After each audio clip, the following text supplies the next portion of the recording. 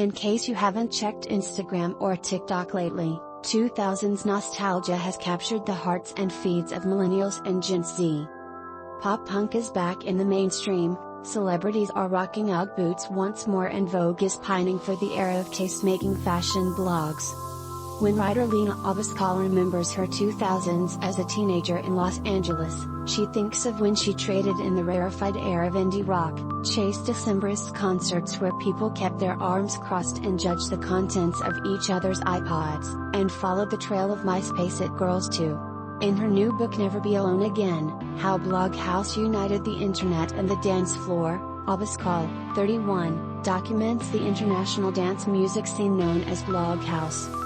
Active between 2006 and 2011, bloghouse was less defined by its sound, though its progenitors spawned variants of disco, hip-hop and house, or by its 80s, American apparel swap meet fashion, then by the means of discovery. Music was at the core, says Abascal, but it was more about how you flew. Born to Chilean and American parents, Abascal grew up in Venice Beach, and was first captivated by L.A.'s bloghouse scene as a teen beat reporter for indie music publications.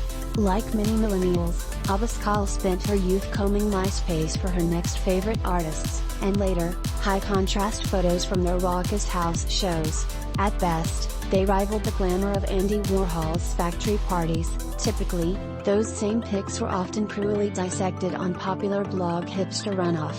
Nobody called it bloghouse back then, says Abascal, but whatever it was called, it piqued the interest of the stars.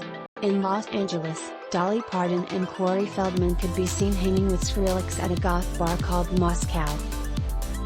In New York City, Madonna famously swarmed into a party hosted by DJ trio The Misshapes to promote her 2005 disco pop album Confessions on a Dance Floor.